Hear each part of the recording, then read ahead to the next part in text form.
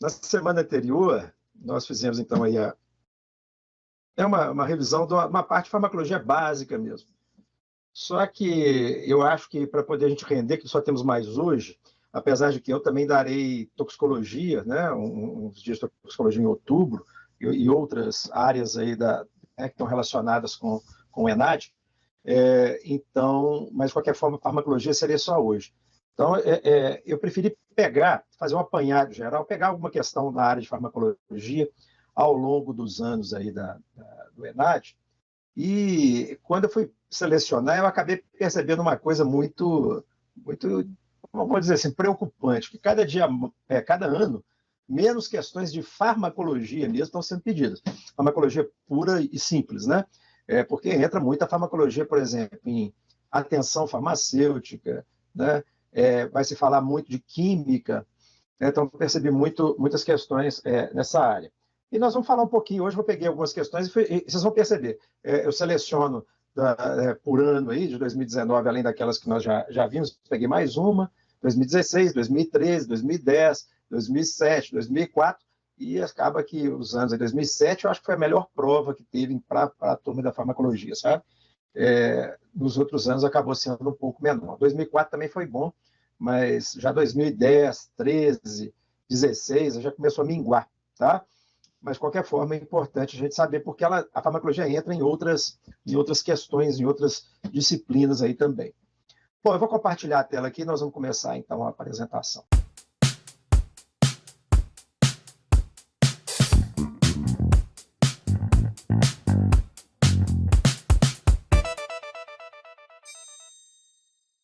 Todos veem aí o slide? Sim. Beleza. Então, agora nós vamos para a parte 2 aqui. Como eu disse, agora nós vamos fazer uma coisa mais aplicada. E eu vou também desenhar. E eu queria que, dessa vez, vocês fossem ainda mais participativos, perguntassem. Eu não sei se vocês assistiram o vídeo da anterior, mas aquela questão final, que eu fiquei na dúvida lá da questão, porque eu estava sem como rabiscar ali, sabe? Depois, eu terminei a aula, eu fui lá rabiscar a questão para poder ver a questão do tempo de meia-vida, quanto que tinha alterado, né? E, na verdade, eu falei que era uma letra, suspeitei de uma letra, mas era outra por causa do tempo, né, de diferença. Acho que era 4 vezes em vez de 2 vezes. Mas eu coloquei lá o vídeo, tá? O vídeo ficou até bem compacto, ficou legal. Depois, se quem quiser assistir de novo, quem não tiver assistido, pode passar para os colegas aí. Lembrando, aquele canal também, o canal, né, de carona lá, que é o que eu coloco, é um canal meu. Quem não assinou, né, não curtiu ainda, não está ainda no canal, pode fazer isso, né, curtir lá também o vídeo. Esse negócio para vocês não custa nada, e para mim, assim, eu estou tentando alcançar os 1000 ali, seguidores, ainda não tem, não. Tem umas aulas minhas lá de química farmacêutica, é uma coisa interessante para vocês verem também, né, outras aulas de outras disciplinas ali, tem várias playlists lá, depois eu disponibilizo para vocês. E lá, né, tem aula de química farmacêutica lá que tem mais de 3.000, 4.000 visualizações já. Então, o povo gosta, né? É bom, né? Não é uma aula própria para, né, YouTube, porque o pessoal gosta de aula mais curta, né? Porque, na verdade, foi filmagem que foi feita durante as aulas no período da pandemia. Como hoje também, nós não vamos fazer uma aula para ficar no né, modelo YouTube, mas para ser modelo ENAD aí. Muito bem, eu pedi para a Lorena passar para vocês, mas aí também está o link, tem um QR Code aí do Drive, tá? Eu fiz o Drive lá da disciplina, estou compartilhando com vocês todas as provas dos ENADs anteriores, com os gabaritos, né, das questões abertas e com as propostas de resposta das questões, melhor dizendo, desculpe, né? Os gabaritos das questões fechadas e as propostas de resposta das questões abertas. Então, quem quiser né, depois acessar lá, além das 2 aulas que eu já postei também, essa aula de hoje já está postada lá também. Ok? Muito bem, vamos lá então. Bacana, então vamos lá para os sinais, agora o ENAD 2023. Eu vou começar, então, como eu propus, a trabalhar em cima de questões. Essa questão é também do ano de 2019, como a gente viu na semana passada.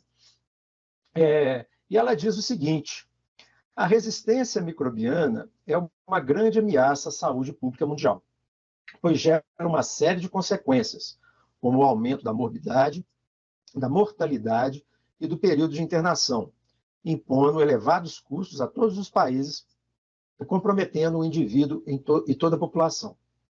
Na União Europeia, cerca de 25 mil pacientes morrem anualmente de infecções causadas por bactérias multiresistentes. E os custos associados são estimados em cerca de 1,5 bilhão de euros por ano. É muito dinheiro, viu, gente? 1,5 bilhão.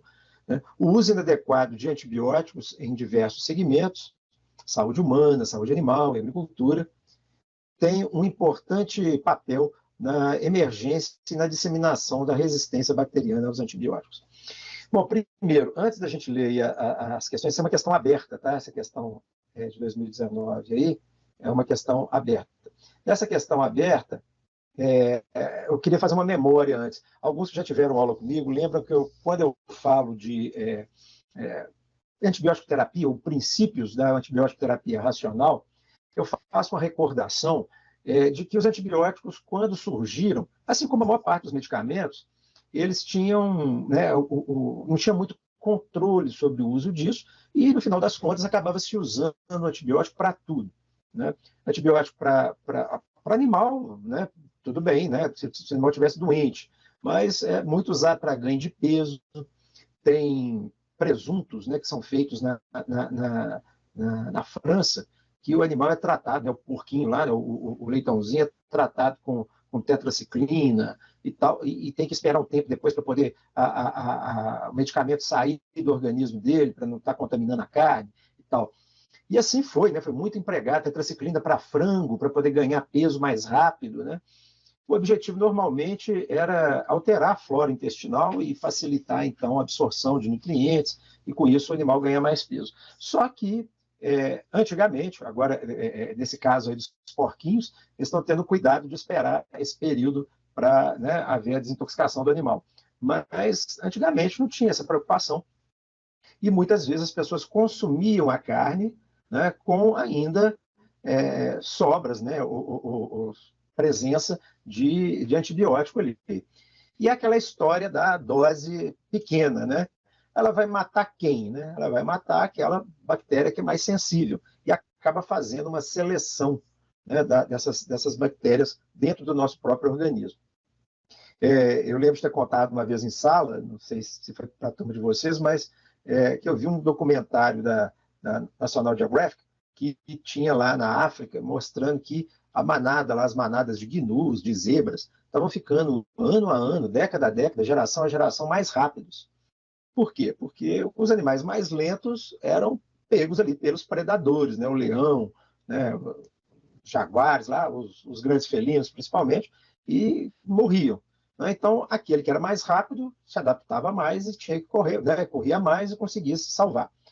E, consequentemente, a mesma coisa acontecia com os leões. Né? O leão, o que fosse mais rápido, conseguia caçar, o que fosse mais lento ia morrer de fome, e assim ia aumentando a velocidade. A mesma coisa acontece aí, né, quando a gente está fazendo, né, o uso de antimicrobiano. Quem que eu vou matar, né, se o meu antibiótico estiver em quantidade muito pequena?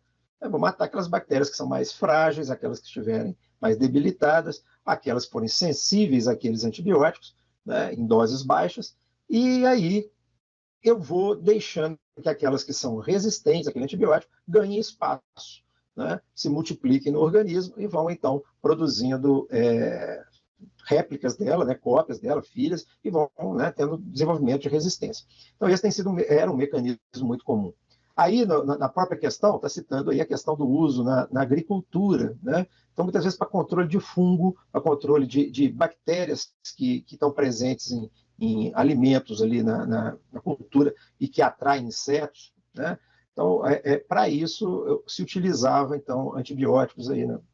Mesmo nos processos né, industriais para alimento, muitas vezes, né, para poder evitar o desenvolvimento de bactérias dentro de enlatados, por exemplo, ou de vidros, né, conservas, se colocava antibiótico para, né, que aquela bactéria que eventualmente estivesse ali presente não se multiplicasse, não deteriorasse o alimento. Então, da mesma forma, quem consumia aquele alimento acabava ficando com uma quantidade aí, aumentada desses micro-organismos. Resistentes, obviamente, né? Então, até o momento, e cada vez está ficando mais difícil, nós temos conseguido ganhar essa luta contra as bactérias. Porque a bactéria, vocês têm que lembrar que ela tem uma taxa de divisão muito rápida e essas adaptações que vão acontecendo, elas vão causando, né, alterações também e resistência aos antibióticos que nós temos hoje. Então, a grande parte de bactérias importantes, principalmente nas infecções hospitalares, são resistentes a boa parte dos antimicrobianos. Então, essa questão é uma questão aberta aí do ENAD de 2019 e ela pede o seguinte: considerando as informações sobre resistência microbiana, faça o que se pede nos itens a seguir. Primeiro, aponte 2 mecanismos utilizados pelas bactérias para evitar a ação dos antimicrobianos. Valor aí de 3 pontos. Cite 3 fatores que contribuem para a ocorrência da resistência bacteriana. E terceiro, mencione 4 estratégias, foi só aumentando, 2, 3, 4, né? 4 estratégias que possam contribuir para o uso racional de antimicrobianos. Beleza? Aqui eu vou sair dessa tela. Peraí, eu vou para uma outra aqui. Então, primeiro, eu vou mostrar aqui a imagem que eu já tinha selecionado, depois a gente vai para o desenho lá. Então, aqui, para poder a gente entender o desenvolvimento da resistência né, aos antimicrobianos, é importante a gente entender como que os antimicrobianos agem. Né?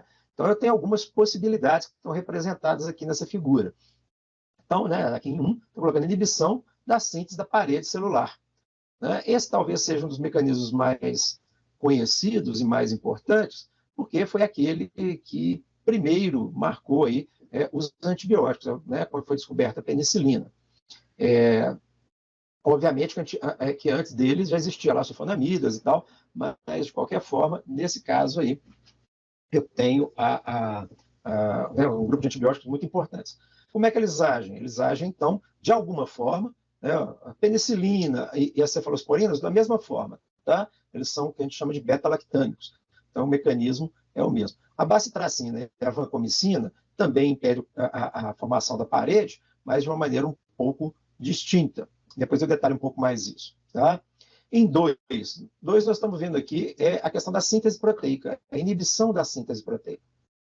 Okay? E aqui eles colocam, então, o cloranfenicol, a eritromicina, as tetraciclinas.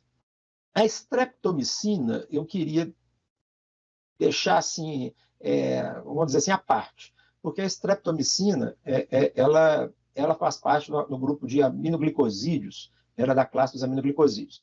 E os aminoglicosídeos, eles têm uma diferençazinha aí, não é bem uma inibição da síntese. Eles podem até inibir a síntese da parede celular em doses altas, tá? Mas eles agem de maneira um pouquinho diferente. Muito bem. Então, está mostrando aqui, né, na translação, quando o RNA mensageiro vai, né, participar ali passar pelo ribossomo e vai, então, dar origem à proteína, né? Então, seria aqui que esses fármacos agiriam. Beleza. Em 3, cadê 3? 3 está aqui, ó. Inibição do núcleo, do ácido nucleico, né, da replicação e transcrição do ácido nucleico. Aí eu tenho aqui o exemplo das rifampicinas, das rifamicinas, né, dentre as quais é a rifampicina e as quinolonas, mecanismos diferentes também, tá? Também eu vou detalhar um pouquinho mais daqui a pouco, né, mas são importantes todos os dois. Primeiro porque a rifampicina é o fármaco base no tratamento da tuberculose, né, e é um dos poucos fármacos que atua no bacilo de Koch, né, da tuberculose, que em todas as suas fases, né, todas as suas etapas, os estágios metabólicos. Então, ela é a base do tratamento da tuberculose. Né?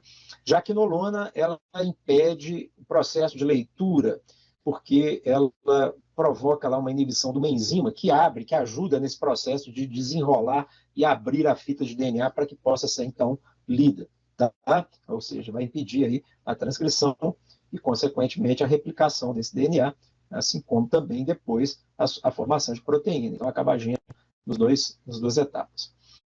E eu tenho ainda aquelas que vão agir sobre enzimas, né? Sobre a atividade das enzimas, né? A síntese que são dos metabólitos essenciais. Aqui estou citando aqui, né, as sulfonamidas, a sulfonamida e a trimetroprima. A trimetroprima é um fármaco da classe das aminopirimidinas ou diaminopirimidinas, tá? e as sulfonamidas, aqui colocou sulfanilamida, sulfanilamida que é das sulfonamidas. Tá? Então, são fármacos que agem em enzimas que vão sintetizar o ácido fólico, tá? Que é fundamental na síntese de DNA. Eu explico agora também. Bom, dito isso, a gente já pode começar a entender algumas coisinhas, né? Aí sim eu vou fazer uma pausa aqui, eu vou abrir um outro, não é esse que eu queria, não, peraí. Uma outra imagem aqui para vocês, tá? Então, eu fiz uma casca de uma bactéria aí. Só pôr aqui minha mesa para ler.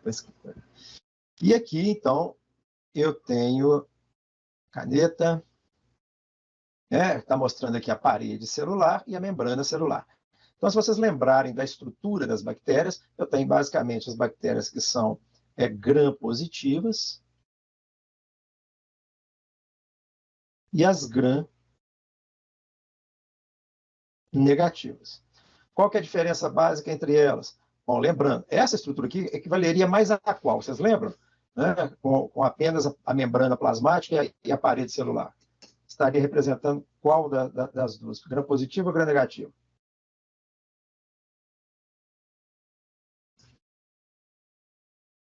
Vocês estão aí, né? Lembra, gente? Qual dos dois tipos de bactéria, gram-positivo e gram-negativa, tem apenas parede e membrana celular? Gram-positiva. Perfeito, gram-positiva. Qual que é a diferença para a gram-negativa, então? O que a gram-negativa tem que a gram-positiva não tem? Parede celular. As duas têm parede celular. Agora, a gram-negativa tem uma coisa a mais. O que ela tem a mais? Deixa eu colocar aqui uma coisa a mais para elas aqui, para ver se vai dar certo isso.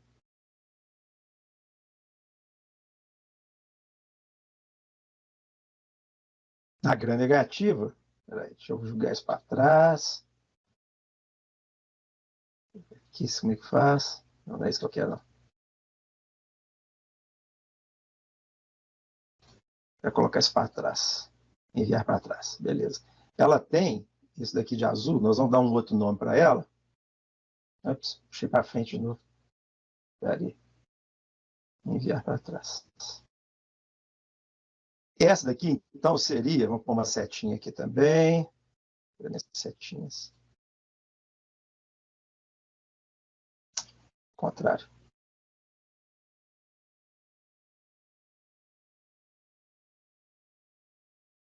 Essa aqui seria, então, a membrana. Tem a coloração diferente, né?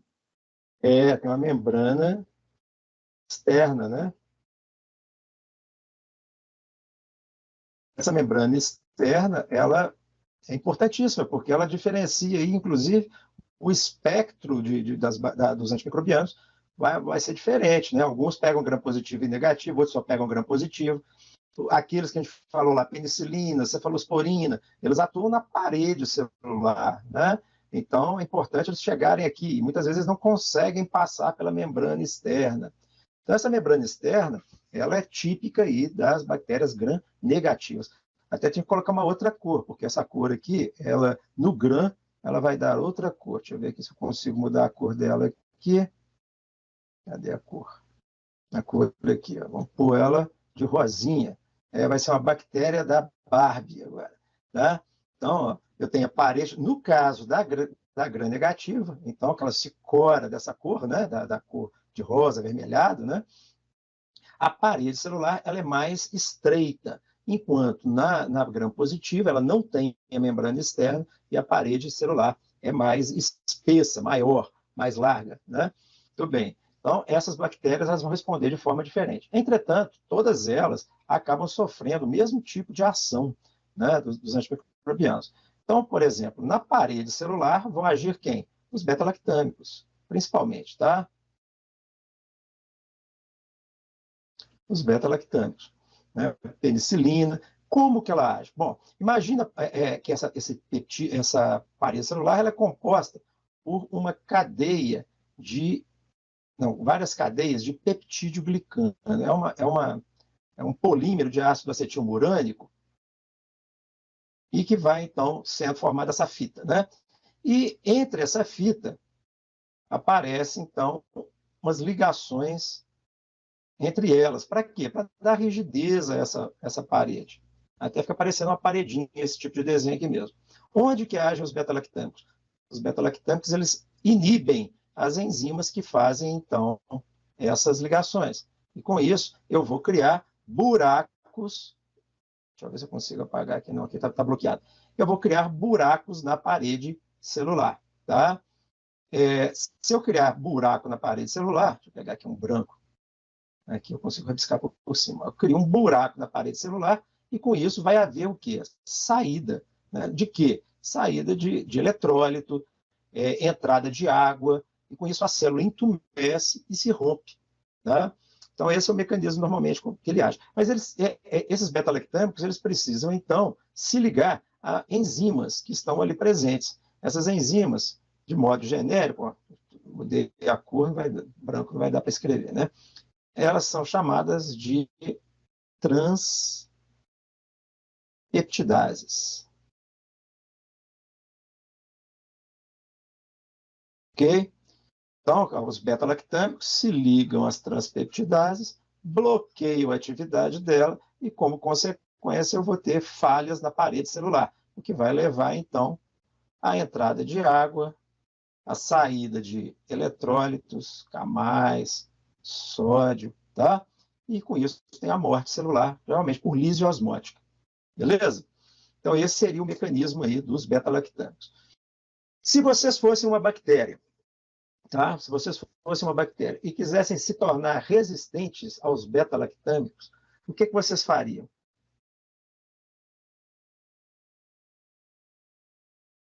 A pergunta é difícil, mas depois vocês aprenderem isso, vocês não vão esquecer mais. O que vocês fariam? Fazia outra enzima para fazer essas ligações?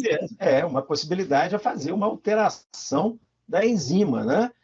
Ela vai ligar em determinado ponto. Então, eu posso fazer uma alteração no alvo, né, do beta-lactâmico. É uma possibilidade. Não é o mais comum, não. Tá? Então, a alteração no alvo. Beleza, alteração no alvo. Bacana. Essa é uma possibilidade. O que mais que eu posso fazer? Eu posso criar mecanismos diferentes, né? Eu posso criar enzimas diferentes. Né? Vocês falaram aí, já fiz uma modificação naquela enzima que faz a ligação das ligações cruzadas aqui. Mas eu posso criar enzimas que fazem o que mais? O principal mecanismo de defesa das bactérias, principalmente as gram-positivas e as gram-negativas também, quanto os beta-lactâmicos, é que eles criaram enzimas que a gente chama de beta-lactamases. As beta-lactamases, como o próprio nome indica, elas são o quê? Elas vão quebrar os beta-lactâmicos. Na verdade, não é que eles quebram, elas se ligam aos beta-lactâmicos e os beta-lactâmicos não vão conseguir se ligar às transpeptidases. Tá? Então, é como se elas fornecessem um falso alvo para o beta-lactâmico. A ideia justamente é essa, tá? É um falso alvo para o beta-lactâmico. Muito bem. Eu costumo comparar isso com aquele boi de piranha, que normalmente o pessoal lá no Mato Grosso, quando vai conduzir boiada, eles levam, né, vão atravessar um rio que tem piranha. O que eles fazem? Eles pegam lá um garrotinho, um bezerrinho mais ruim de vida lá, né, e dão umas talhadas nele para ele sangrar e colocam ele num ponto alto do rio lá. Aí as piranhas vão todas lá para comer o pobre do bichinho. Enquanto elas estão comendo o bichinho, né, o resto da boiada vai passando. Né? Então, essa é uma possibilidade. Né? Então, a beta-lactamase ela seria esse boi de piranha. Aí, né? Então, ele provocaria... Eu estou criando enzimas que vão destruir o beta-lactâmico. Por quê? No momento que se liga, o beta-lactâmico fica inativo, porque ele quebra o anel beta-lactâmico. O anel beta-lactâmico é característico de todos eles, né?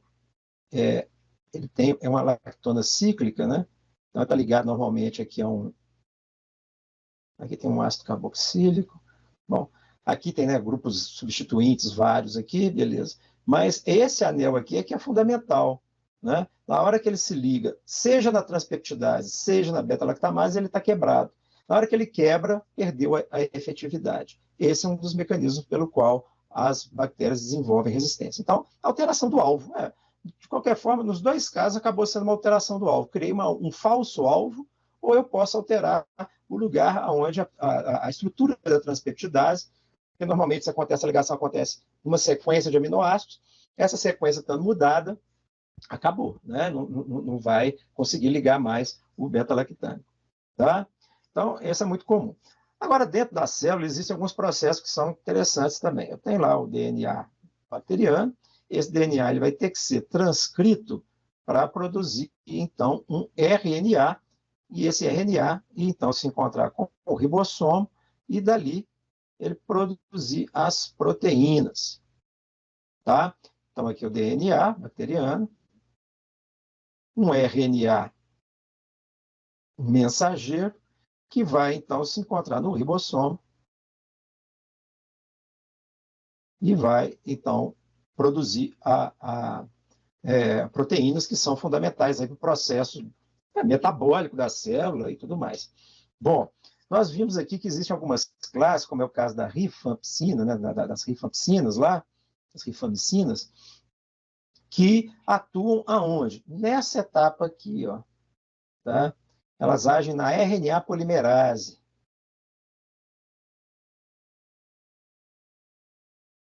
Ô, Licínio, Oi.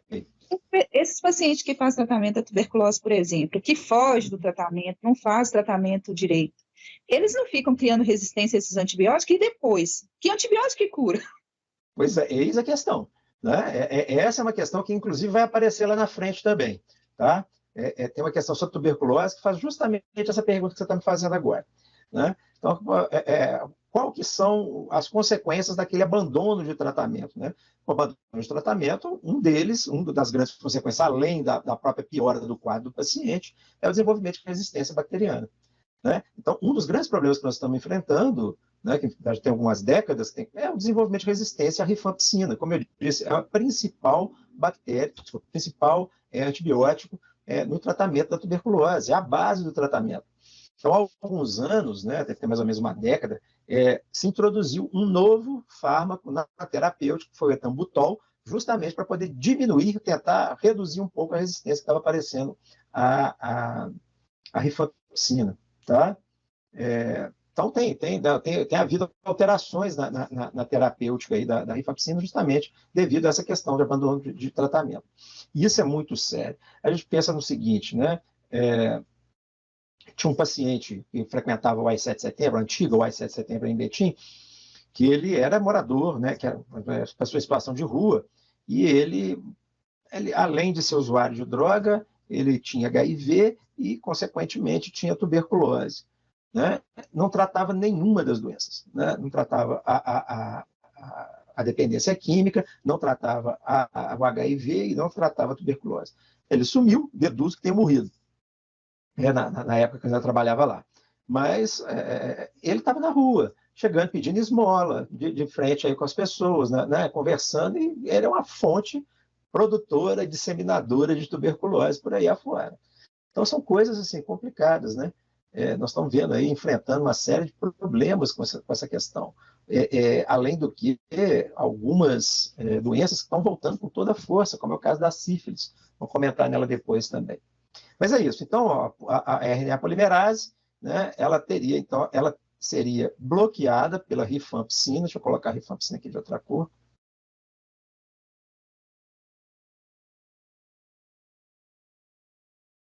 Tá? Então, ela se liga aqui e bloqueia, né? Terminou a ação da rifampicina. Não há transcrição, não há essa decodificação aqui, né, de DNA para RNA, e, consequentemente, inibe a síntese proteica, a bactéria não se divide e ela vai morrer, né, por falta de substâncias que são importantes para o metabolismo dela, e também devido à divisão que vai deixar de ocorrer.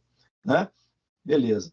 No caso das quinolonas, o que acontece nas quinolonas? Quinolonas, eu vou baixar aqui um pouquinho, vou pegar minha mãozinha aqui, que a quinolona é um pouquinho diferente. Imagina aqui, né, a fita de DNA, deixa eu colocar em preto.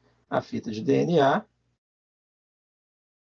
Então, ela, né, essa fita, todo mundo sabe, é uma dupla hélice, né? E aqui, para poder fazer esse processo de leitura para produzir o RNA, essa fita precisa ser aberta. Tá? Para quê? Para justamente a RNA polimerase, a DNA polimerase, conseguirem ler essas bases de cá.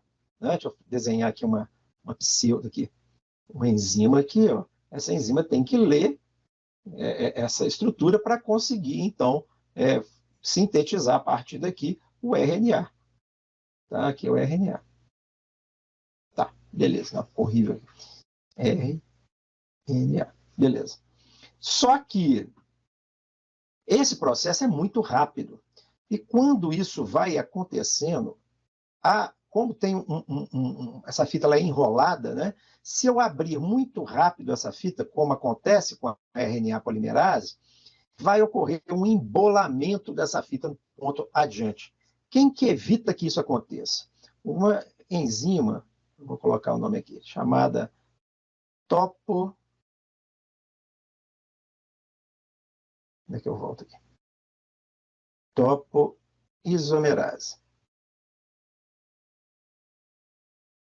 Topoisomerase, tem mais de um tipo, tá? E nas bactérias costumam chamar até diferente. Tem DNA-girase, no caso da E. coli e tudo mais. O que elas fazem? Elas cortam uma fita. Deixa eu ver se eu consigo desenhar aqui do lado, aqui, ó, um segmento menor. O que ela vai fazer? Ela vai cortar uma fita. Não, é a régua que eu quero. Ela vai cortar um pedaço dessa fita e vai fazer essa outra fita aqui passar por dentro dela. Tá? Depois, ela pega essa fita que ela cortou e emenda de novo. Então, na hora que você olhar, você vai ter alguma coisa assim, ó, depois. O processo vai ficar assim, e não mais embolado, uma cruzando com a outra. Tá? Então, isso facilita, evita esse processo de embolamento. Então, eu falo que é uma enzima de corte e costura. Então, é aqui que vai agir, então, que vão agir as quinolonas. Tá? Então, as quinolonas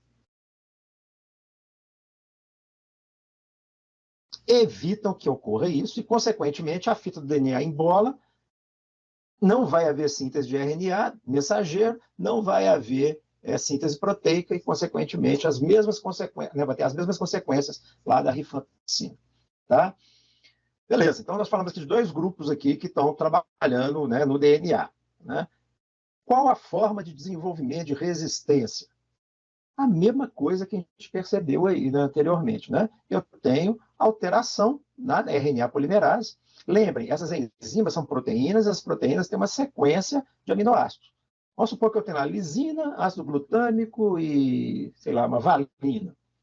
Né? Aí eu vou e substituo uma lisina por uma sei lá, uma glicina. Tá? Uma lisina por uma glicina. O que vai acontecer ali? Né?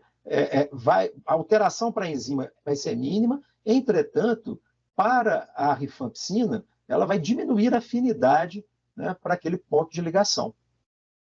A rifampicina vai ficar menos efetiva contra aquela bactéria. A mesma coisa pode acontecer aqui com a topoisomerase. Alterei uma sequenciazinha de aminoácidos, as quinolonas já não conseguem ligar mais. Olha só, então essa alteração do alvo, ela é muito importante. Tá? Beleza. Agora, essas são as principais. Né? Eu ainda tenho algumas que vão agir aqui no ribossomo, alguns fármacos que agem aqui no ribossomo.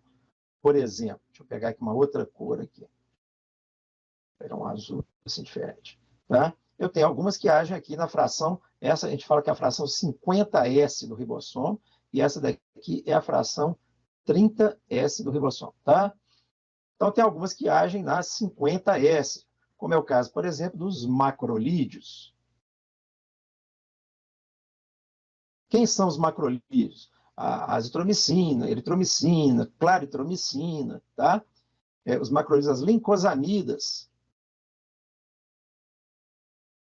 As lincosamidas eu tenho clindamicina, lincomicina, tá?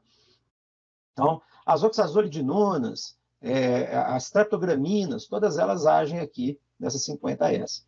E aqui na 30S, basicamente, duas classes. as tetraciclinas e os aminoglicosídeos. Amono não, peraí. Aminoglicosídeos.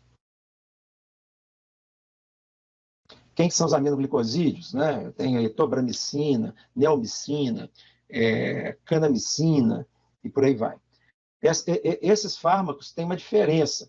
Tanto os que agem na 50S, todos eles a gente chama de inibidores da síntese proteica. São inibidores. Nossa, dificuldade. Então, são inibidores da síntese proteica. Eles inibem a síntese. Ou seja, eles vão impedir que... Tem vários mecanismos aqui, mas normalmente é a ligação do RNA transportador, né? Ou a liberação do aminoácido que está sendo transportado por esse RNA transportador.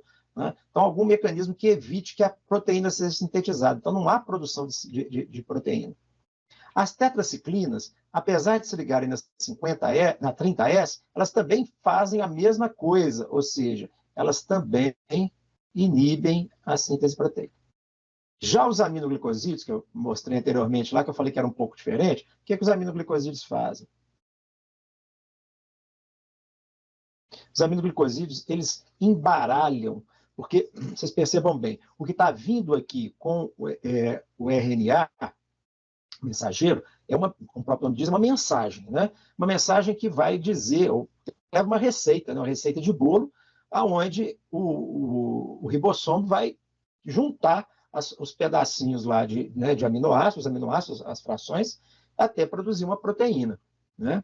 Então, ele tem uma sequência, né? Cada 3 bases codifica um aminoácido, e aí, né, cada gene que tem várias bases vai codificar uma proteína, certo?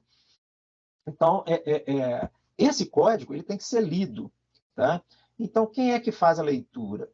Quem junta as pecinhas, os aminoácidos, essa junção geralmente acontece na fração 50S. Mas a leitura e ordenação do RNA transportador, que vai deixar lá o seu aminoácido, ela depende muito da fração 30S. O aminoglicosídeo embaralha essa noção e faz com que esse ribossomo monte uma proteína errada. Então, em vez de inibir a proteína, a síntese proteica, ele vai produzir uma proteína toda maluca aqui, tá? Essa proteína, além de não ser funcional, é uma proteína que pode interferir em processos, principalmente membrana celular, membrana externa, e com isso alterar a permeabilidade da bactéria, acabar com os processos metabólicos dessa bactéria e acaba levando essa bactéria à morte. Então, a gente diz o seguinte, deixa eu voltar aqui para a minha canetinha preta. Os inibidores da síntese proteica, né? Os que agem na 50S, são todos eles inibidores, não é isso que a gente falou? Inibidores. Da 30S, só as tetraciclinas. Todos esses que inibiu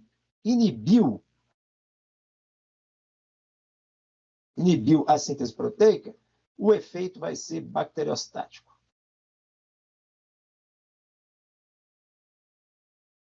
Ou seja, faz com que a bactéria pare seu crescimento. Quem que mata a bactéria? A idade dela, que ela vai morrer mesmo e tal, e o sistema imune. Que aí você dá chance para o sistema imune chegar lá e atacar, que ela não está numa taxa de divisão muito alta, tá? Agora, os aminoglicosídeos, esses aqui, como eles alteram, o que eles vão fazer? Eles vão produzir o efeito bactericida.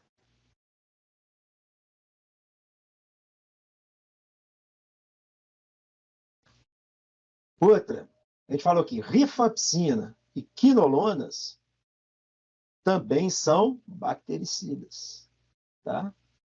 Apesar de falar medicamentos tuberculostáticos, né? Na verdade, a rifampicina ela é também bactericida.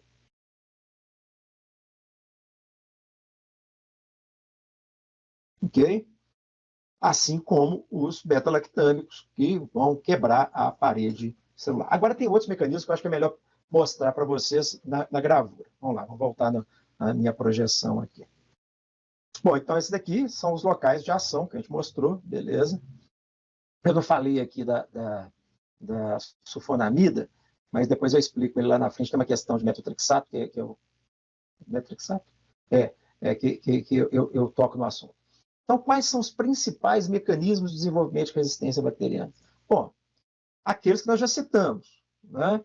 Eu vou produzir enzimas que inativam o meu antibiótico. Elas vão quebrar o meu antibiótico. É o caso das beta-lactamases, por exemplo, né? A alteração do alvo molecular, né? Então, o antibiótico ele tem essa curvinha aqui, e eu produzi uma alteração no meu alvo, né? E consigo. Então, o antibiótico não vai mais ligar nele. Então, de forma geral, é isso, né? Outra coisa, eu posso alterar a permeabilidade da parede ou da membrana celular para que ela bloqueie a entrada do antibiótico. Vocês perceberam que basicamente todos eles precisam estar dentro da bactéria para poder provocar o efeito. Mesmo os beta-lactâmicos, eles precisam estar num espaço ali entre a membrana e a parede celular para agir, porque é ali que estão as transpeptidases. Uma outra possibilidade, que é bastante comum, é o desenvolvimento de bombas, né? Eles criam bombas de efluxo. Então, igual você tem bomba de sódio e potássio, que joga potássio para fora e sódio para dentro, aqui eu vou criar, né, a bactéria cria bombas que jogam para fora o antibiótico.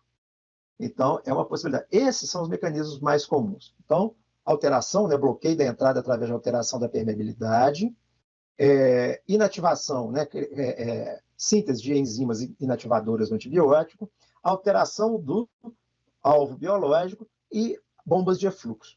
São as principais alterações. Os mecanismos pelos quais a bactéria adquire ou produz essas mudanças podem ser variados, tá? Pode haver conjugação com outras bactérias que já são resistentes, transmissão através de plasmídio, mas isso é uma outra história, tá? Então, isso é lá da microbiologia. Beleza? Então, esses seriam os principais. Voltemos lá na questão, só para poder a gente lembrar dela aqui. Então, aponte 2 mecanismos utilizados pelas bactérias para evitar a ação dos antimicrobianos. Fácil demais, né? Agora ficou fácil. Olha lá, ó. Você pode falar síntese de enzimas que quebram os antimicrobianos. Pode citar até o exemplo, né? As beta-lactamases, né? Que quebram penicilinas e outros beta-lactâmicos. Alteração do alvo biológico, pode citar lá, né? Alteração da RNA polimerase, que leva à resistência à rifampicina no tratamento da tuberculose, né? Então, dá para citar aí tranquilamente. Ainda tem, né, a produção de bomba de efluxo, comum em algumas bactérias gram-negativas, que põe para fora um montão de coisa. Alteração da permeabilidade também, né? Formação. As próprias bactérias gram-positivas, né, e gram-negativas, as gram-negativas principalmente, porque as gram-negativas naquela membrana externa, elas têm algumas canais, que são chamados canais de porina, por onde esses antibióticos que agem nelas costumam entrar. O que elas fazem? Diminui o número. Se diminui o número, entra menos, elas se tornam resistentes. Então, são formas aí de alterar a permeabilidade. Cite 3 fatores que contribuem para a ocorrência de resistência bacteriana.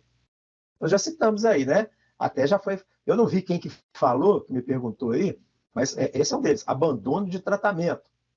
Abandono de tratamento é um problema para a resistência bacteriana, né? Sim, Vanilda. Oi? Oi, Vanilda. Oi, Vanilda.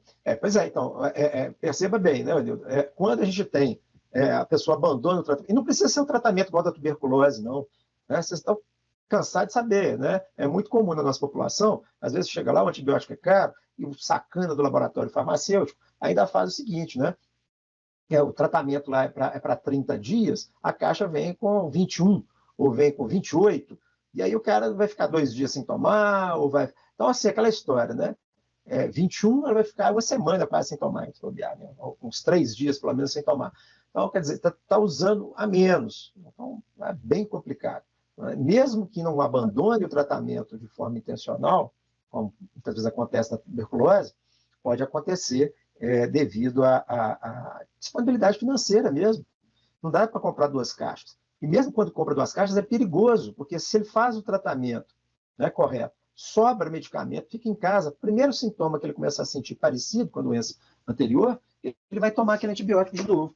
só que com menos tempo, porque a quantidade lá é menor. Então, a pessoa começa a sentir um pouquinho de melhora, ela já para o tratamento. Esse é um problema sério. Sim, eu não sei se está acontecendo isso lá na UBS que você trabalha, mas lá no Cruzeiro está acontecendo muito. A falta dos antibióticos nos postos de saúde, né, da amoxicilina, principalmente para infantis, eles estão pedindo para os médicos ficar trocando, porque eles não têm condições de comprar. E aí a gente está vendo uma recessiva de infecção muito grande nessa parte infantil aí, porque a gente vê a criança uma semana, quando passam as 2 semanas, a mesma criança... Ela lá de novo, precisando tomar azitromicina de novo, porque só tem azitromicina, não tem dinheiro para comprar. E a azitromicina, ela não cobre o mesmo espectro total. Doença respiratória em criança, por exemplo, uma sinusite, uma dor de garganta, a indicação é beta-lactam, que é amoxicilina e pronto, não precisa nem de amoxicilina mais ácido clavulante, não, já tem isso, né? Então, o que a gente está fazendo, né? Bom, primeira coisa, né? Cite 3 fatores que contribuem para a ocorrência da resistência bacteriana. Um deles é abandono de tratamento. O outro você acabou de citar também aí, Ivanilda, que é o quê? Indicação errônea, né? Eu indico o antibiótico errado. Se eu indico o antibiótico errado, o que eu estou fazendo? Eu não estou curando a doença da pessoa e estou ainda selecionando a flora que é resistente à azitromicina. Então, na hora que eu precisar de azitromicina de verdade, não vai funcionar. Também, né? Porque já não está funcionando agora, não vai funcionar também. Percebe a gravidade da situação? Né? Então, essa prescrição errônea, ela é uma delas. A outra que eu poderia dizer e citar, que eu também já citei indiretamente aqui, é a questão da automedicação. Sobra medicamento em casa, a pessoa usa. Esse é um problema. Né? É a Kátia, tudo bem? Oi, Kátia. Oi. Outra coisa também que eu acho que atrapalha é, por exemplo, prescreve o tratamento para, sei lá, 7 dias, 10 dias. Quando chega no terceiro, está tomando direitinho. Quando chega no terceiro, o paciente já sente uma melhora e fala assim, nossa, tô ótimo no terceiro dia, para que eu vou tomar 10 dias ou 7 dias? Uhum. Ele já nessa ideia, eu tô melhor, aí ele para, porque sentiu a melhor. Exatamente, isso aí entra dentro dessa justificativa que nós colocamos aí, desse fator que seria o abandono do tratamento, né? É o uso errado do medicamento, abandonou antes de terminar o tratamento correto, né? Então é isso, né? Quer dizer, nesse caso também vai ficar sobrando na casa dele, né? Esse medicamento. Pegou lá para tratamento lá 10 dias de amoxicilina, né? 10 dias de amoxicilina, 30 comprimidos. Ele tomou aí 3 dias, ele tomou 9 cápsulas. Né? 3 dias já sentiu melhora, parou de usar. E o que acontece com os outros 21 que estão lá baratos? A próxima vez que sentir alguma coisa parecida, vai usar de novo. Né? Então, esse é um problema. Então, o uso, a automedicação. Mas aqui no Brasil é proibido, tem que vender com prescrição médica. Mas, gente, pelo amor de Deus, vocês não são inocentes assim, né? Então, está vendo aí que alguns devem até trabalhar em farmácia que vende antibiótico sem receita. Né? Então, tem que ter um rigor maior. Agora já estou entrando na terceira parte da pergunta aqui. Né? Tem que estar 4 estratégias para contribuir para o uso racional de antimicrobiano. O que vocês diriam? Vamos dar uma sugestão aí. Me dá uma sugestão aí. Vamos ver se eu concordo ou não concordo. Eu acho que a primeira é a orientação, né? É você fazer uma conscientização do uso correto, né? Acho que seria uma das mais importantes. Isso daí dentro da dispensação farmacêutica, ela é fundamental. Você dá essa informação de que, tem que usar tantos dias, dessa forma, não esqueça de tomar, não tome com isso, não tome com aquilo, porque se você não tomar direito, pode ser que quando a coisa piora, ou você não sare, piora a situação, e você vai voltar aqui, esse antibiótico não vai funcionar mais. Né? Tem que deixar isso claro para o paciente. Eu acho que isso é importante, sim. Beleza. O que mais? Então, né, uma das estratégias, né, é melhorar, né, as informações, né, a conscientização do paciente, principalmente no momento da dispensação. O que mais? Não vender sem receita de forma alguma. Então, aumentar a fiscalização, porque isso já é lei. Isso já é lei. Então, tem que aumentar a fiscalização para isso. É verdade, né? Só não funciona, né? Oi? Na verdade, já existe. Algumas farmácias ainda conseguem fazer isso, vender sem receita. Mas você tem isso que a gente acabou de falar aqui. Sabe como é que isso ocorre, né? O paciente chega lá com a prescrição de 2 caixas, compra uma só, a farmácia fica com uma caixa de crédito lá na receita para vender sem receita para outro paciente. É assim que rola, gente, né? Tem Para outra coisa controlar. também, É, assim, a identificação com a cópia, você tinha que ficar com a original. tem isso também, ficar com o original. Era uma boa estratégia. Ainda tem caso de farmácia que tem médico que prescreve para a farmácia as receitas que ele vende sem. Ah, tá, Aí a solução para isso é cadeia, gente. Vocês vão me perdoar, mas né? Então você já viu, né? Ô, gente, mas é muito desafio, né?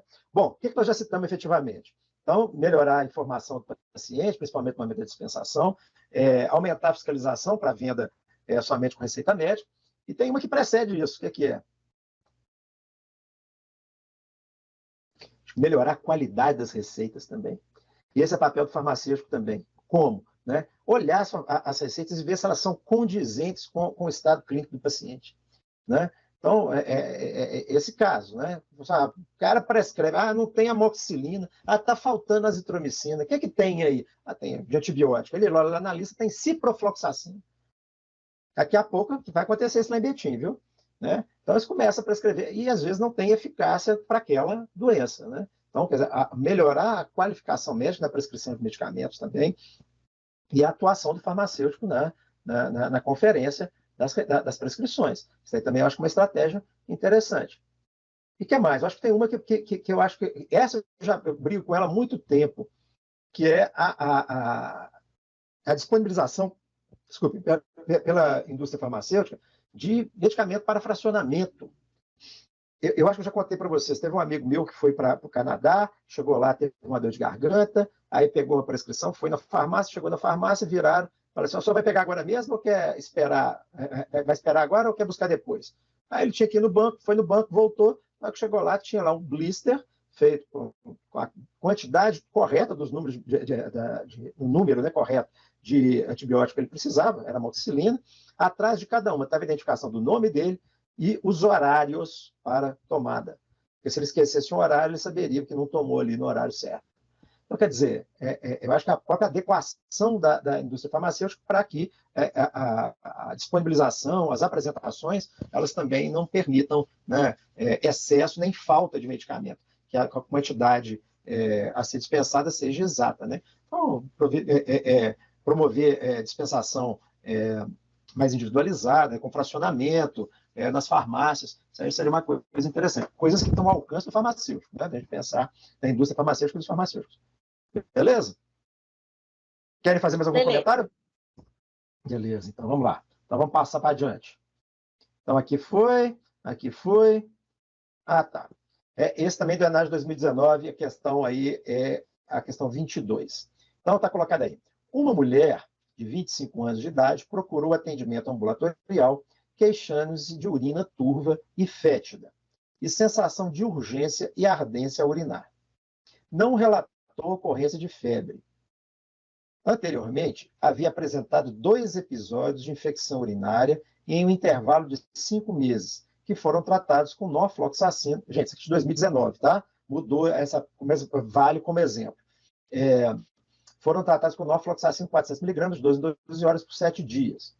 Ela também relatou que, durante o último tratamento, sentiu desconforto estomacal após ingerir o medicamento e que utilizava antiácidos para aliviá-lo. O médico prescreveu novamente norfloxacina 400 mg, 12 em 12 horas, por 10 dias. O norfloxacina é um antibiótico de largo espectro, efetivo contra micro-organismos gram-positivos e gram-negativos e é indicado para infecções complicadas e não complicadas do trato urinário. A estrutura química está representada na figura a seguir. Bom, primeira coisa, antes de a gente passar para as perguntas em si. A pergunta em si, né? Aqui é um caso clínico e está mostrando a estrutura da norfloxacina. Hoje, a norfloxacina não está sendo mais empregado para as não complicadas. Pelo menos, né, não é mais a primeira escolha, como foi por um bom tempo. Qual os motivos? Eu vou falar mais adiante. Mas um deles é porque a relação risco-benefício dele não é aceitável mais. Tá?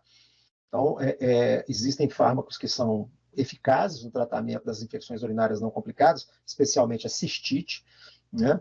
E não tem tanto problema quanto o norfloxacina. Tá? Muito bem. Então, é um antibiótico de largo espectro, efetivo contra gram-positivo e gram-negativo, Uma característica de todas as quinolonas, especialmente as mais antigas, até a norfloxacina, com certeza, é que são fármacos, vocês podem observar aqui na estrutura química deles, ó, né? Tem um ácido carboxílico aqui, tem aqui, ó, um oxigênio, tem hidrogênio aqui, tem um anel aromático, tem o flúor, que aqui já é uma fluoroquinolona, tá? Da norfloxacina em diante, a gente só tem praticamente fluoroquinolonas, né? Então, é um fármaco que tem uma hidrossolubilidade grande, né? Consequentemente, eles não têm eles não tinham, pelo menos, né, até a norfloxacina, uma boa distribuição, não. Mas eles eram rapidamente eliminados pela urina. Se vocês lembrarem aí do que a gente falou na semana passada, um fármaco, para entrar no organismo, eles têm que estar na sua forma mais lipossolúvel, enquanto para sair dela, o ideal é que ele esteja na forma mais hidrossolúvel, né? E nesse caso específico, né, das quinolonas, era muito fácil. Então, elas alcançavam concentrações muito grandes, justamente onde elas precisavam estar, que era a urina, né, na bexiga, no rim. Então, eram fármacos excelentes. Desde lá do ácido nalidíxico, ácido pemídico, né, então, as primeiras quinolonas, eles tinham essa característica, muito usados aí, então, para infecções do trato urinário. Bacana. Dito isso, né, a gente vai lembrar também que esses fármacos eles têm uma característica, né, como a gente mostrou na aula passada também. Até, pelo menos, né, norfloxacina e ciprofloxacina são fármacos, então, que têm, né, um grupamento ácido carboxílico aqui. Quando eu exponho a antiácidos, especialmente aqueles neutralizantes, como hidróxido de sódio, hidróxido de magnésio, carbonato de cálcio, tá? Bicarbonato de sódio, a tendência desses fármacos é assumir uma forma menos hidrossolúvel e precipitar. Tá? Então, aqui já está dizendo isso, né? Já disse para nós, já deu de bandeja, né, que é lateador estomacal e que utilizava antiácido para aliviá-lo. Sem ler as perguntas, né, sem ler a pergunta, eu já deduzo que vai tratar de alguma coisa relativa a isso. Mesmo porque ela usou já anteriormente, se ela fez isso anteriormente, isso explica por que ela está tendo, né, um tratamento ineficaz. Né, o tratamento não está sendo eficaz. Beleza, vamos adiante. Então, vamos lá. Considerando o caso clínico apresentado e sua relação com a estrutura e atividade do fármaco, assinale a opção correta. Bom, no momento da dispensação, o farmacêutico deve orientar o paciente a não utilizar antiácidos durante o tratamento com a quinolona, já que esses formam sais com o grupamento carbonila, ligando-se em C6, prejudicando a absorção do antibiótico. Aquilo que eu disse para vocês, né? Está cada dia ficando mais difícil. Ó. C6 está aqui, ó. O grupamento carbonila está em 3, não tem nada a ver, né? Já errou. Então, aqui, ó, isso aqui ficou fácil, viu, gente? Mesmo que você não soubesse nada de química, você vai contar os carboninhos ali, ó. Né? Então, tá, beleza. A utilização de antiácidos é aconselhável. Pronto, já dançou aqui, né? Vamos ver o que está falando do resto. Durante o tratamento com quinolonas, pois eles aumentam a absorção, não aumentam. Os antiácidos ionizam o anel piperazínico em C7. Voltemos lá, C7. O anel piperazínico está aqui. Não vai ionizar porcaria nenhuma. Tá? Quer dizer, pode até ionizar, mas não vai, isso aqui não vai interferir em nada. Tá? E aumenta a absorção do fármaco? Não. Se é para acontecer alguma coisa, era para diminuir, não era para poder ser. Aumentou a ionização, vocês lembram, né? Quanto mais ionizado, pior a absorção. Tá? Então, o prescritor deveria ter solicitado um antibiograma para confirmar a sensibilidade das bactérias às quinolonas e orientado o paciente sobre a utilização de antiácido durante a terapia com a norfloxacina. Sim, entretanto, não é essa orientação. Né? Então, o pedido do antibiograma é interessante, apesar de ele não ser obrigatório. Tá? O antibiograma, vocês lembram o que é, né? O antibiograma é quando eu isolo a bactéria e aí vou testar para saber qual antibiótico é mais eficaz contra ela. Isso é bom para a gente fazer, para poder, de repente, começou a usar a quinolona, não está dando certo, talvez eu tenha que entrar com outro fármaco, né? uma nitrofurantoína, entrar com outro fármaco, beleza? Mas aqui, ó, essa primeira parte fez o resto da alternativa ficar errada. No caso apresentado, ocorreu resistência às quinolonas devido à administração dos antiácidos pela paciente. Gente, antiácido produz resistência? Não. Né? Resistência bacteriana, né? A resistência bacteriana, ela é dada por alterações na bactéria. Nós vimos lá, tá? Beleza. Os quais reduzem a atividade do flúor, não reduz nada, tá? Consequentemente, da quinolona. Sendo assim, tanto o prescritor quanto o farmacêutico devem orientar e reforçar que a antibiótico terapia não deve acontecer concomitantemente ao uso de oligoelementos. Oligoelementos, gente, são substâncias pequenas, que estão em pequena concentração, tá? Cálcio, magnésio, ferro e zinco. Zinco, sim, é um oligoelemento. Cálcio nem tanto, ferro também nem tanto, mas tá, tudo bem. Mas aqui também a primeira parte da questão já deixa errado. Bom, só sobrou a E, né? Vamos ver aqui. O prescritor deveria ter solicitado um antibiograma para confirmar a prescrição do mesmo antibiótico. Beleza. Além disso, os oligoelementos presentes no medicamento e alguns alimentos complexam com a carbonila C4. Vamos lá, opa, passei. Carbonila C4, essa daqui, tá? Na verdade, vai fazer. Vocês lembram da tetraciclina? Eu mostrei na aula passada. Acontece a mesma coisa. Cálcio, né, magnésio, seja lá o que for, né, bivalente. Normalmente, isso aqui vai quebrar essa dupla ligação e elas vão morder, elas vão agarrar aqui o íon, tá? Então, alguns elementos presentes em medicamentos e alguns alimentos complexos com a carbonila C4 e o grupo carboxílico C3, exatamente, ó, C4 e C3, como eu mostrei. Ó, tá? Beleza. Prejudicando a absorção do fármaco. O farmacêutico, ao dispensar o antibiótico, deveria orientar o paciente a evitar a ingestão de quinolonas em horário próximo às refeições e não utilizar antiácidos. Perfeito. Então, letra E, tá? Vocês entenderam? Mesma coisa que acontece com as tetraciclinas. Lembra? A tetraciclina também tem essa carbonila, né? Tem uma carbonila no anel 1, né? Que fica naquela imagem nossa tinha ficado para baixo, e as quinolonas, e tinha também um ácido carboxílico, ou era uma cetona, nem lembro mais. Mas aí, no caso, ocorreria isso, né? O cálcio, o ferro, o magnésio, o zinco, tudo que for bivalente, ou divalente, vai ser complexado aqui entre esses dois oxigênios, esses dois oxigênios. Beleza. Né? Então, é isso. Né? Então, na verdade, a gente pode prejudicar a terapêutica e até induzir o desenvolvimento de uma resistência bacteriana, porque se a pessoa está usando um antibiótico e está usando um outro medicamento que diminui a absorção do antibiótico, é como se ela estivesse tomando aquele antibiótico em dose errada, né? Em dose menor.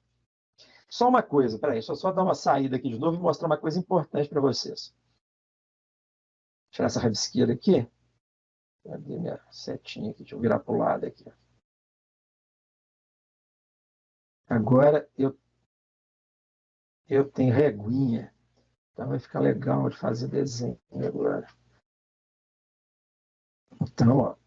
Não, agora é a caneta.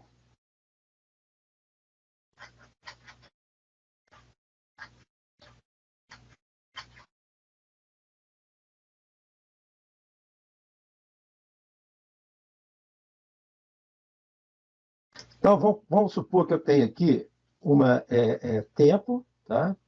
Aqui é tempo.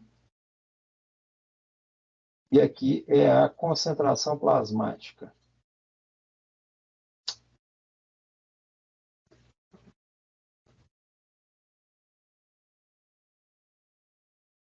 Beleza. Vocês têm jeito de virar isso aqui? Tem. Tá. Apareceu aqui, estou apanhando aqui. Tem hora que aparece assim para virar, a concentração plasmática. Ficou bonitinho aqui. Bacana. Beleza. Então, a concentração plasmática e o tempo. O que acontece normalmente no antibiótico? Vamos supor uma amoxicilina que vocês estão tomando de 8 em 8 horas, com a corzinha verde aqui. Ela vai subir na concentração plasmática, vai alcançar um pico e depois tende a descer. Beleza. Só que, como o intervalo é de 8 horas, digamos que aqui seja 8 horas, tá? Aqui é o tempo zero. Então, quando você chega a 8 horas, você vai tomar outra dose. Tá? Essa dose, vocês estão percebendo que aqui, ó, eu estou pegando metade da concentração plasmática ainda presente dentro do organismo. Então, a minha concentração plasmática na segunda tomada, que ficou ruim aqui para eu mexer aqui com o braço, na segunda tomada, vai ser maior. e vai cair novamente depois lá, né? Eu vou tomar mais daqui a 8 horas, vamos dizer, daqui a 8 horas, mais 8, né? Que 16 horas, peraí, senão fica 16 horas. Aí eu tomo outra dose e a tendência é isso ir aumentando, tá? Chega no fim da minha pranchinha aqui, beleza. Só que chega num ponto aonde, né, por volta da 8ª meia-vida, então, aproximadamente depois da 8ª meia-vida, 8º T-meio, eu entro numa que a gente chama de concentração do estado de equilíbrio, do inglês steady state, tá? CSS. Beleza. E essa concentração do estado de equilíbrio, ela é planejada para que, deixa eu voltar aqui com a minha regra, eu dar uma ampliada aqui nesse primeiro risco aqui. Ela é planejada para que eu tenha a concentração necessária para o efeito terapêutico. Por quê? Bom, vamos lá. Tira isso aqui de novo. Eu tenho uma região, pega aqui novamente. Eu tenho uma região da minha concentração plasmática. Vou colocar aqui, ó, que é chamada então da área da concentração inibitória ou da concentração, deixa eu pegar em vermelho aqui, da concentração, né, inibitória.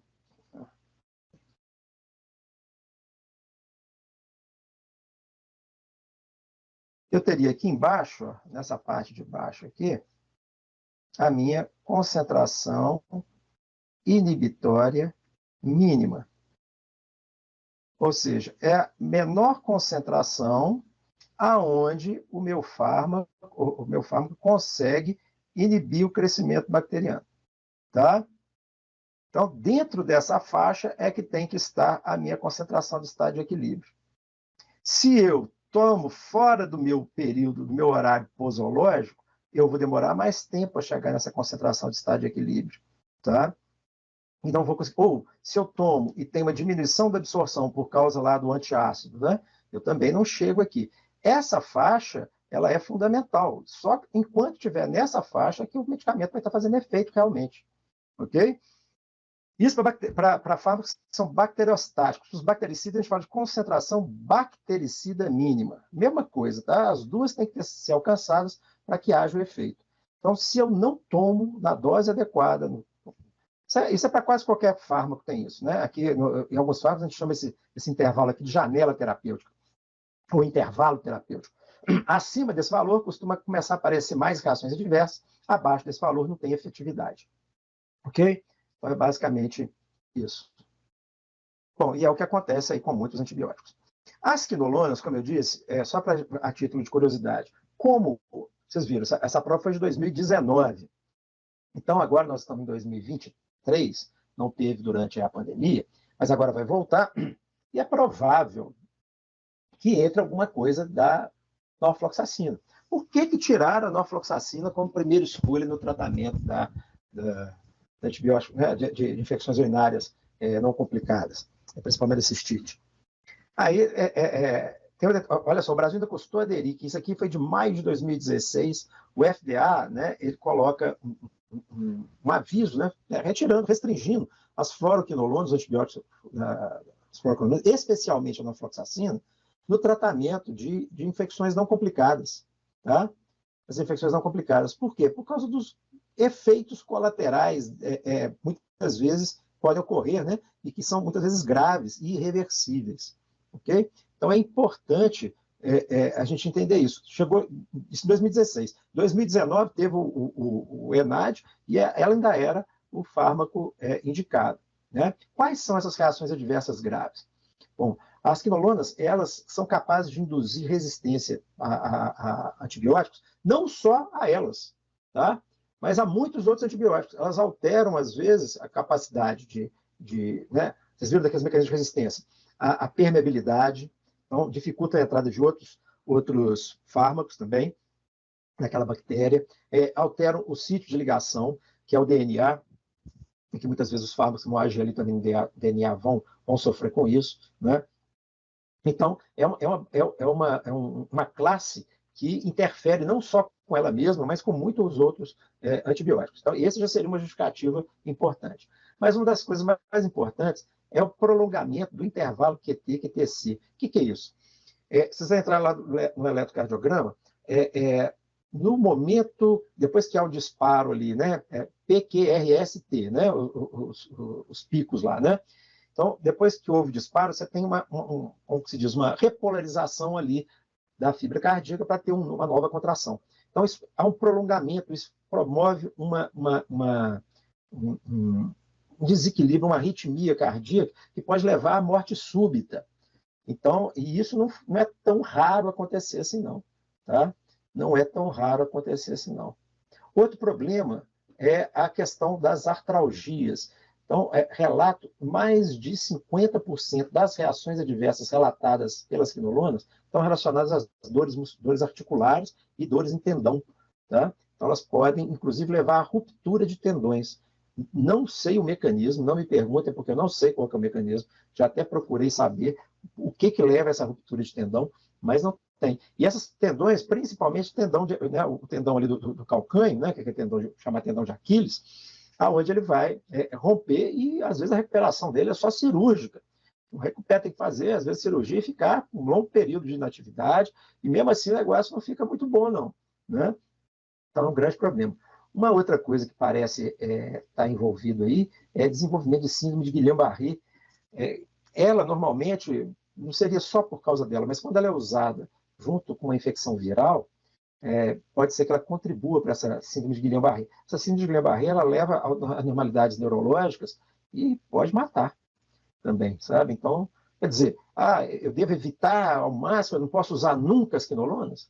Não, não é assim. Você até pode, mas ela não é mais a primeira escolha, uma vez que as infecções urinárias conseguem ser muito bem resolvidas com nitrofurantoína, com sulfametoxazol de metroprima, até mesmo com alguns beta-lactâmicos, né, podem ser utilizados, e então, quer dizer, não precisa ser a primeira escolha, né? Eles ficam, né, na reserva, as quinolonas ficam na reserva para caso, né, esses antibióticos falhem. Mas hoje não é mais a primeira escolha no tratamento. Tá? Muito bem. Uma outra coisa importante a destacar, se aparecer na prova do ENAD, né, esse fármaco é um fármaco que é contraindicado na gravidez, tá? Principalmente no início da gravidez. Por quê? Porque ela interfere no DNA. Né? Então, aquela fase de divisão de DNA, mas não é da bactéria?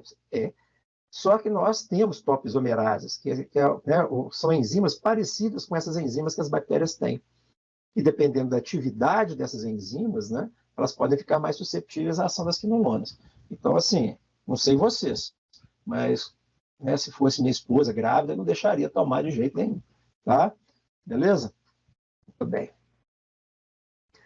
Uma outra questão, gente, uma questão agora é uma questão diferente, mas é uma coisa que é praticamente certo que caia no ENAD. Tá? Por quê? Porque cai em todos. Né? Então, a questão de HIV. Uma questão de HIV normalmente cai.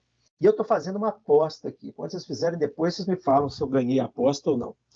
É provável, como em 2019 ainda não estava institucionalizado a questão do PrEP, né, que é aquele tratamento prévio, né, à exposição, é possível que caia alguma coisa referente a isso. Tá? Então, eu vou até comentar depois. Bom, beleza. Então, a questão 26 aqui do ENAD de 2016. Tá? Então, durante anos, diversos foram os esforços direcionados à excelência da testagem laboratorial para o diagnóstico de infecções de HIV-1 e HIV-2. Vocês sabem que tem 2 subtipos, né, de HIV, né, sendo que o HIV-2 provavelmente foi o primeiro.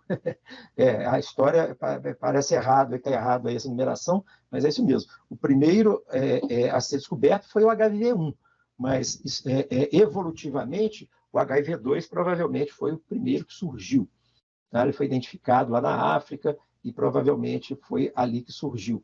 Então, a tipagem primeira foi feita aqui, sequenciamento foi feito o HIV-1 e depois descobriram o HIV-2. Mas esse aqui provavelmente é mais antigo do que o primeiro. Tá? Pode ficar meio confuso, mas eu acho que deu para entender. Né? incluindo-se os fluxogramas padronizados, né, os testes de triagem de terceira e quarta geração, os testes rápidos e os testes moleculares para aplicação de diferentes cenários e situações do serviço de saúde. Nesse contexto, é essencial a compreensão dos farmacêuticos para a realização e interpretação diagnóstica laboratorial, bem como para a proposição de novas considerações para a melhoria dos cuidados ao paciente. Muito bem. Então, aqui tem alguns gráficos. Esses gráficos são muito importantes, eles costumam cair muito em provas, se não no ENAD, em prova de concurso.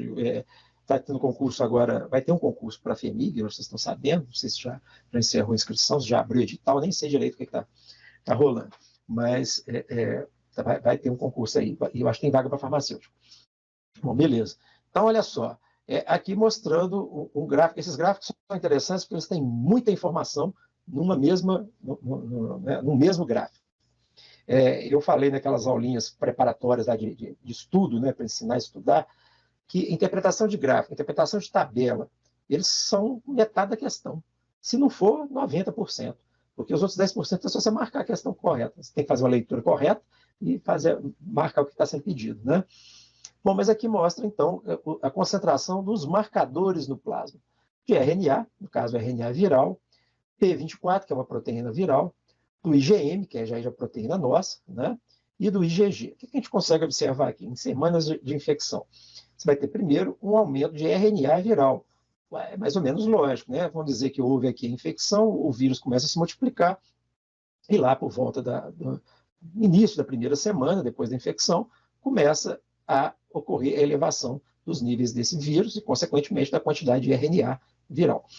Lembrando que o HIV é um vírus RNA, 2 fitas de RNA simples, tá? Beleza. Então, vamos lá. Obviamente, também as proteínas também vão ter esse tipo de elevação, e aí começa a resposta imune. Lembra que a primeira imunoglobulina é a M.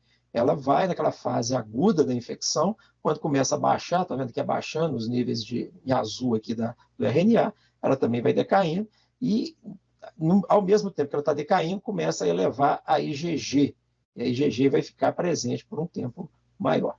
Tá? Então, por volta do final do primeiro mês, do início do primeiro mês, final do primeiro mês, 4 semanas, começa então essa elevação. O gráfico de cá. Bom, esse gráfico de cá eu vou até usar aquela meu coisa para rabiscar ele também. Eu gosto de rabiscar. Eu fiz esse gráfico em algum lugar, peraí. Ups, não é isso não. Aqui é a mãozinha. O gráfico está aqui. Vou aumentar ele aqui para a gente entender ele melhor.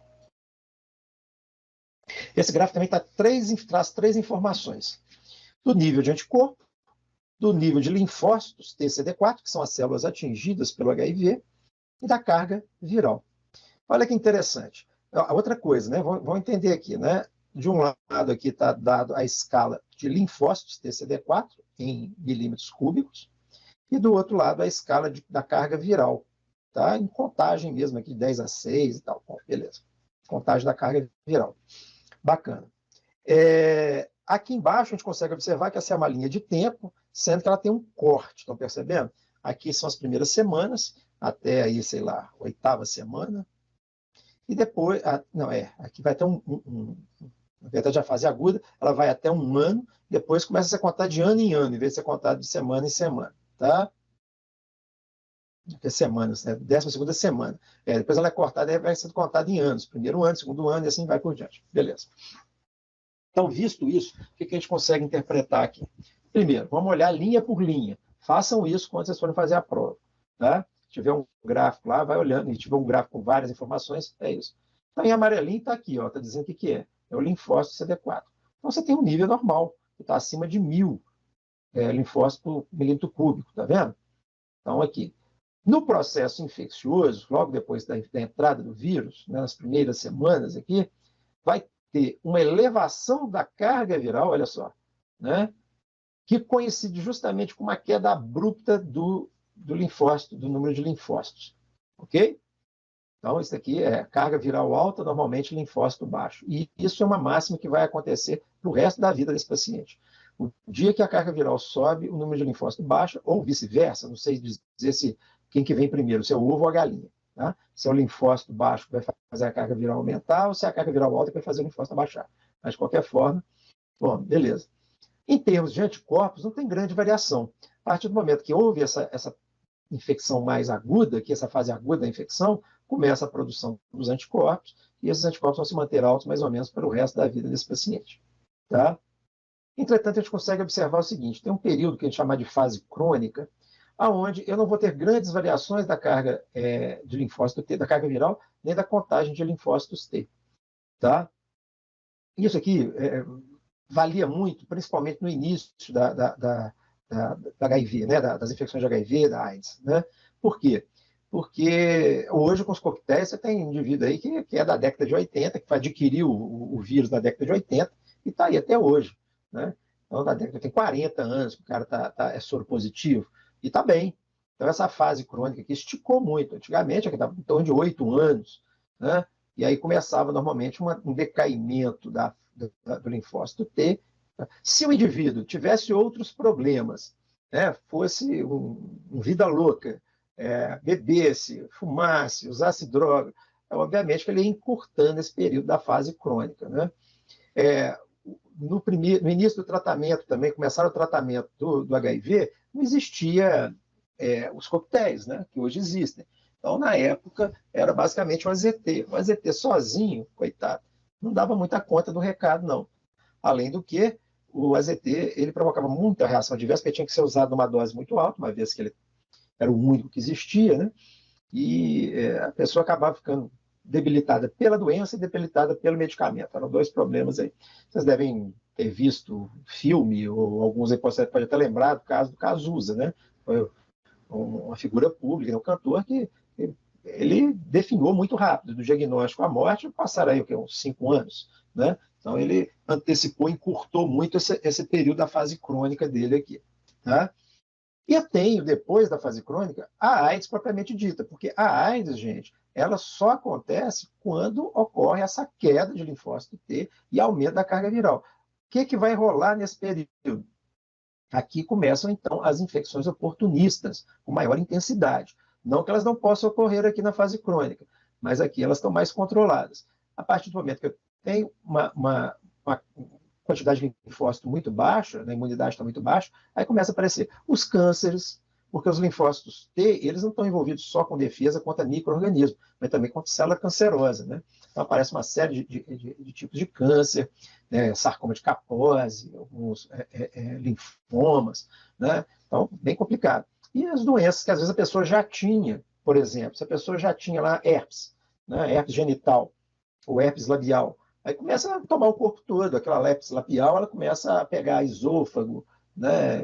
Faringe, esôfago, né? Pega estômago, né? Intestino, e aí a pessoa vai tendo diarreia, vai morrendo aos pouquinhos ali, às vezes nem tão devagar, não, né? Às vezes vai até rápido, né? Então, acontece, toxoplasmose, às vezes a pessoa já tem toxoplasmose, a toxoplasmose vem, ela fica cega, né, vai tendo uma série de problemas, problema neurológico. Então, é um quadro muito feio. Né? Porque só para a gente entender, então, isso. Então, essa fase, que a gente chama, então, dessa fase da AIDS, propriamente dita, ela está sendo retardada graças ao uso dos coquetéis. Essa fase aguda, que é uma fase que nós estamos, né, que muito tempo foi tratada só com o quê? Só com prevenção por uso de preservativo, né? E os tratamentos, os PEP, que a gente chama, né? Que é o tratamento pós-exposição. Então, a pessoa tinha lá eu acompanhei um caso, na época eu estava na farmácia do Regional, uma das enfermeiras lá do CTI estava cuidando de um paciente e alguém do laboratório foi colher sangue do paciente HIV positivo. E ele colheu o sangue e foi virar para colocar no tubinho, e isso a enfermeira passou e, né, acidente com pérfuro cortante. Bom, paciente conhecidamente HIV positivo, né, sangue presente na agulha. Então, Deus nos acuda, coitado, uma jovem, devia ter 22, 23 anos, bonita, uma menina bonita para danar. E véspera de carnaval, isso que foi o trágico. Ela ia viajar para carnaval, aí chega lá na farmácia chorando, já feita a CAT, né? E começou então o tratamento acabou o carnaval dela, né? né? Você vai sair para o carnaval, arruma uma fé qualquer lá, e aí fala assim, não, dá licença aqui que eu tenho que tomar meu 3TC, meu DDI, meu AZT. Pô, acabava, né? Com qualquer romance ali, né? Então, coitada, sofreu um bocado, mas graças a Deus, né, depois de 6 meses que a gente fez a testagem, continuou fazendo a testagem, ela não foi infectada, não. Então, basicamente, o que a gente tinha para poder prevenir a infecção era isso. Era o tratamento, o uso de preservativo e tratamento aí profilático. E quanto mais cedo ele entrasse, melhor. Sendo que depois de determinado período, 72 horas, na época a gente falava até 48, tá?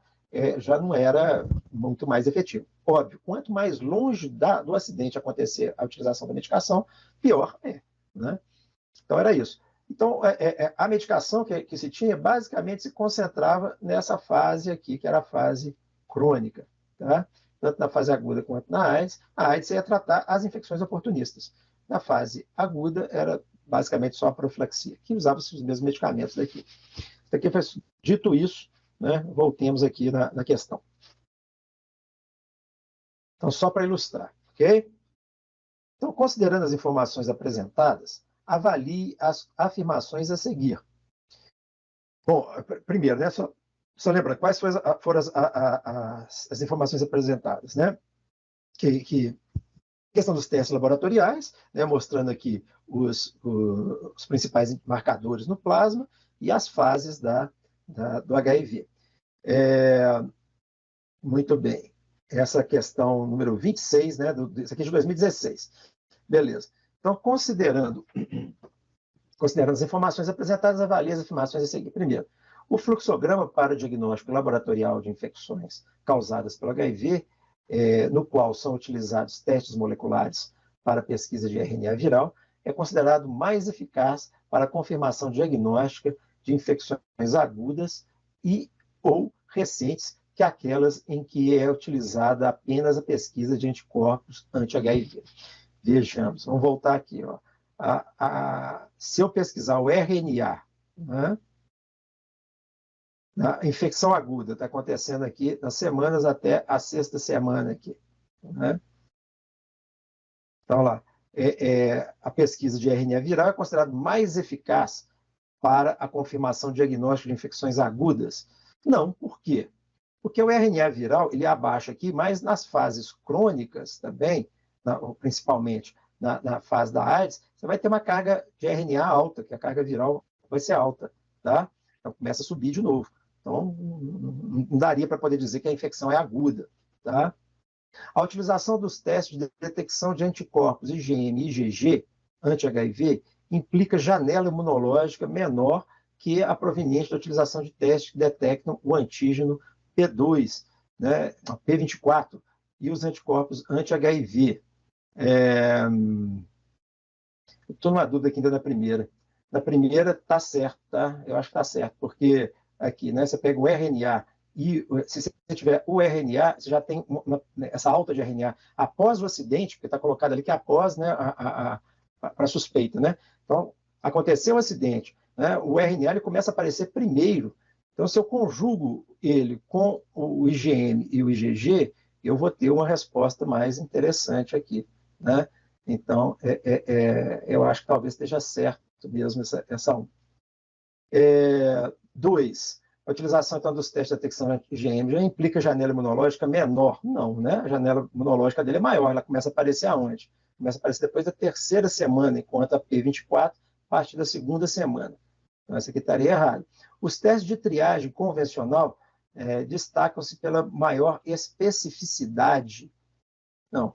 Gente, geralmente, teste de triagem não é específico. Como o próprio nome diz, ele é de triagem, né? Aí, depois, deu alguma coisa, é que você vai passar para o confirmatório. Ou não deu alguma coisa, mesmo assim, você vai passar para uma confirmação. Já os confirmatórios, pela sensibilidade, ao contrário, né? O teste específico, os testes convencionais de triagem, eles têm que ser muito sensíveis. Então, eles podem dar positivo, falso positivo, né? Positivo e falso positivo. E aí depois eu vou para o confirmatório. Esse tem que ser mais específico. Para quê? Para justamente saber se aquele que deu positivo lá não foi um falso positivo. Vocês entendem isso? Esses testes, na maior parte das vezes, eles têm isso. Né? Quando eu tenho um teste de triagem, Eu quero pegar o máximo possível de positivos. Vocês entendem? Então, eu pego o máximo possível de positivos. Inclusive, alguns que possam ser falsos. Quando eu vou confirmar, eu preciso ter uma sensibilidade grande. Para quê? Para distinguir entre o falso e o verdadeiro. Tá? Então, tem que ser mais sensível. Então, aqui eles falaram justamente o contrário. 4. Para o acompanhamento e controle dos pacientes com HIV positivo, utilize-se entre os marcadores os resultados da contagem do linfócito de CD4. Exato, isso aqui, ó, né? Contagem de CD4 começou a baixar, está com algum problema acontecendo, né? Já começa a ter que fazer, ajustar a dose da medicação, melhorar o estado imunológico, ver o que está acontecendo. Então, por enquanto, 1 e 4, né?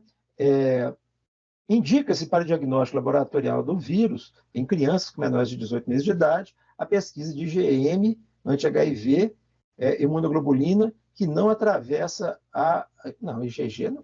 A IgG é a primeira, ela atravessa, né? A IgM também, mas a IgG atravessa. Não atravessa a barreira placentária e, portanto, não está relacionada com a comunidade materna. Não está errado. Né? Ao contrário, ela passa sim. A IgG passa sim. Inclusive, na Covid, vocês devem lembrar, né, os exames, quando fazia a administração da vacina na mãe, né, você conseguia identificar IgG na criança. Então, está errado. Então, seria 1 e 4. 1 e 4, letra B. Tá? Então, seria aqui letra B. Beleza? Muito bem. Só para a gente entender, então, que eu falei que eu tô apostando que vai cair PrEP nesse próximo ENAD. Por quê? Né? Como eu falei, sempre cai questão de HIV. Tá? E uma coisa que é nova, que apareceu entre a última, né, que foi 2019, e hoje, foi o PrEP. Então, o que é o PrEP? É um tratamento que é utilizado para prevenir. Assim, ele é mais empregado para pessoas de risco mesmo, para aquelas que estão dentro do grupo de risco. Dentre elas, né, profissionais do sexo, homossexuais masculinos, né, gays e homens que fazem sexo com homens, né, que eles colocam na especificação lá, transexuais, né? Então, essas pessoas que estão, ou até mesmo pessoas que são usuários de droga injetável, isso não tem certeza se ele entra no pré-requisito, não. Mas os profissionais do sexo e pessoas que são do grupo de risco para, né, atividade sexual, eles entram. Então, o que está colocado aqui? Como seleção. Relação sexual anal ou vaginal nos últimos 6 meses? Sim ou não? Bom, se não, você vai direto aqui para baixo. Orientar sobre gerenciamento de risco, abordar outras estratégias de prevenção combinada, como, por exemplo, né, o uso de preservativo. Gente, esqueceu-se de preservativo, né? Ninguém fala mais de preservativo. Né? Ficamos aí 6 anos, pelo menos, sem campanha para poder usar preservativo. Então, precisar retomar isso, né? Então, sim, então teve alguma relação sexual anal ou vaginal nos últimos 6 meses, então, olha lá, sim. A parceria é HIV positivo? Não. Se não é, então vai para lá, né? Orientar sobre gerenciamento de risco, a mesma coisa do que anterior aqui. Sim. Carga viral detectável ou desconhecida? Você não sabe qual era a carga viral, porque a infectibilidade durante uma relação sexual, assim como no acidente também, né, de trabalho lá, né, ela depende muito da carga viral, tá? Se não é conhecida, né, se a carga viral não é detectável, ou seja, não estou conseguindo nem detectar a presença de vírus no sangue desse sujeito, tá? Ou dessa sujeita, ou está desconhecida, né, não sabe, aí vai para a mesma orientação aqui, orientar, né, o gerenciamento de risco e tudo mais. Se sim, se eu tenho carga viral conhecida, né, detectável, né, aí o que eu vou fazer? Aí eu vou prescrever o PrEP. PrEP, então, das medicações nós vamos falar daqui a pouquinho. É só ver no fluxograma. Outra possibilidade, no HIV positivo, parceiro HIV positivo. Um ou mais parceiros sexuais com sorologia desconhecida? Se não, vai para baixo. Se sim, o uso de preservativo em todas as relações? Sim, vai aqui para baixo. Não, prescrever o PrEP. Né? Apresentou alguma IST, né, infecção sexualmente transmissível bacteriana nos últimos 6 meses? Se sim, qual tipo? Né? Gonococo, clamídia ou sífilis? Sim. Então, prescrever o PrEP. Não, vai lá para baixo. Né? Por que eu quis mostrar isso aqui? Porque, infelizmente, estamos tendo um boom de sífilis. Eu não sei dizer, até procurei dados aí, parece que tem sim, né? O aumento dos casos de sífilis no Brasil como um todo. Mas em Betim, pelo menos ali na região onde eu trabalho, está um absurdo, né? Como o tratamento para a sífilis é penicilina benzatina, a gente consegue visualizar isso pelo consumo de bezetacil que eu estou tendo lá na unidade. Esse mês, né, nós estamos na metade dele, eu já tive que pedir mais, porque normalmente eu peço 50 ampolas mesmo. Para vocês terem uma ideia, né, cada pessoa, se for sífilis primária, 2.400.000 UI. Se for secundária, o dobro. E se for terciário, o triplo. Sempre com intervalo de uma semana para essas aplicações. Então, assim, estão prescrevendo já a dose como se fosse para 3, na sífilis terciária, para 3 semanas. Tá? Então, estão indo 6 ampolas para o paciente, 6 frascos por ampola para o paciente. Então, está bem complicado. Né? Então, eu estou apostando um pouco nisso. O que é o PrEP? Quais são os medicamentos utilizados no PrEP? O PrEP é uma combinação de 2 medicamentos, o tenofovir e o nossa, tem um nome difícil, né? Entricitabina, né? Então, todos 2 antivirais aí, atuam em diferentes fases de desenvolvimento aí do HIV, tá? Inibidores de protease, inibidores de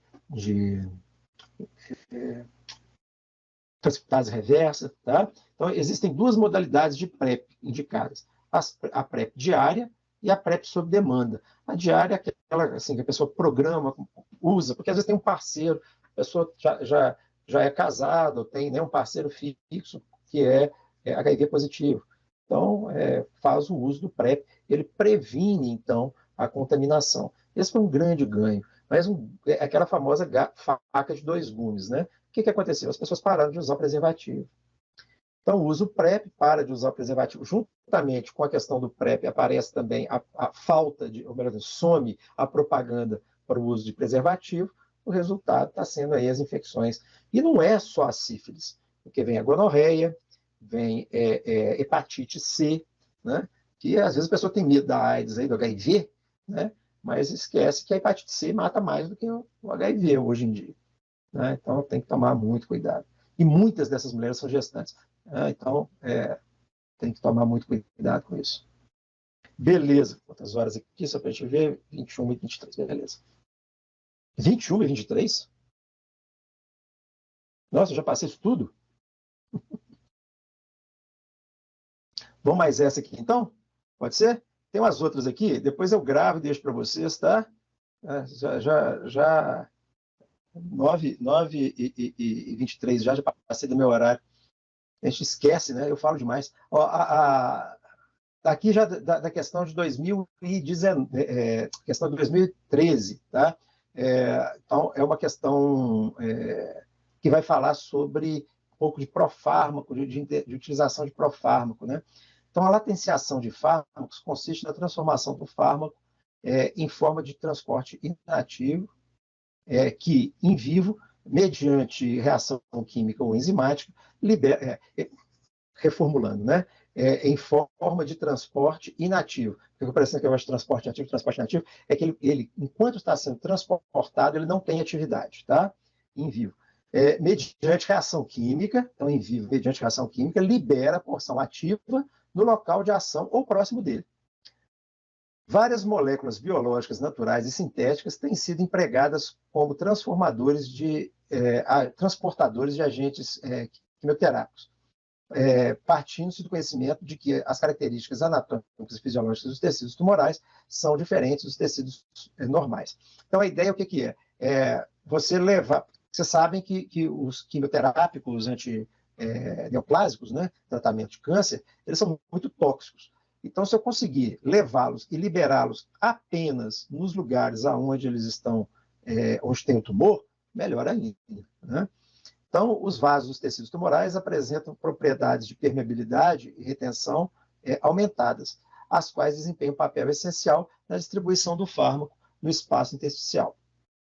A figura a seguir ilustra uma representação esquemática do profármaco. Então, aqui o fármaco, ele bate aqui na barreira e tal coisa. O profármaco está transportando de tal forma que ele consegue passar pela barreira, o fármaco não está ativo ainda, chega lá dentro através de uma ação enzimática, né, de uma hidrólise química de ação enzimática, o transportador libera o fármaco e esse fármaco vai interagir, então, no seu alvo biológico. Tá? Então, é uma maneira. Então, vamos lá. O desenvolvimento de profármacos tem como objetivo resolver diversos problemas relacionados aos fármacos atuais. Para permitir o aprimoramento das propriedades do fármaco matriz, os profármacos devem possuir características como aumento da estabilidade. Isso parece lógico para vocês?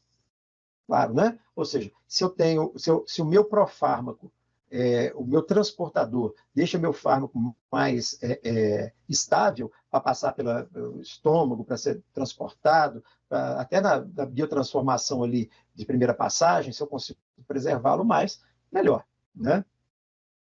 2, redução da biodisponibilidade. Aí não, né? Reduzir a biodisponibilidade aí não dá. Se eu reduzir a biodisponibilidade, vou pegar uma caneta aqui, isso daqui está errado, né? A biodisponibilidade é justamente a quantidade de fármaco que eu quero agindo aí no meu organismo. Eu cliquei agora no apontador. Então, eu quero agindo no meu organismo. Se eu diminuo a biodisponibilidade, ou seja, a quantidade de fármaco que está disponível, eu pioro, não melhoro, né? Aumento da seletividade de ação. Beleza. Nessa seletividade, quando eu consigo levar no lugar certo só aquela substância, só aquele alvo biológico ali que vai ser atingido. E 4, ausência de toxicidade do transportador. Isso é outra coisa importante. Não adianta eu ter um transportador altamente eficaz, mas que seja tóxico, né? Até uns anos atrás eu vi uma coisa super legal. Uma toxina lá, uma proteína, na verdade, não era a toxina do veneno do escorpião, ela tinha uma afinidade muito grande para o tumor da glia, né, tumor glial no cérebro. Então, o que eles começaram a fazer? Pegava essa proteína, ligava com o fármaco para poder ela direcionar esse fármaco para um glioma, né, que é o tumor glial, né? Nesse caso, dava para usar porque a fração não era tóxica. Agora, se fosse tóxica, não adiantava, né? Você vai matar o câncer, vai matar o paciente também, não resolve. Então, quer dizer, exceção da 2 foi a 1, 3 e 4. 1, 3 e 4. Letra D. Tá? Beleza. Beleza, pessoal? E nós vamos estar juntos mais dias aí, porque em toxicologia, depois tem outras matérias, e aí aquela história. Eu joguei para vocês agora as provas lá nesse drive que eu coloquei, tá? E lá vocês podem conseguir, vocês vão encontrar também, né, os gabaritos, vão encontrar as propostas de resposta aberta. E aí, qualquer dúvida que vocês tiverem, se quiserem passar o olho lá, ver alguma questão que vocês estão achando mais desafiadora, aí traz para a gente tentar resolver junto. Tá bom? Tá bom. Então, boa noite para todo mundo aí, bom descanso e até a próxima. Agora só em outubro, tá?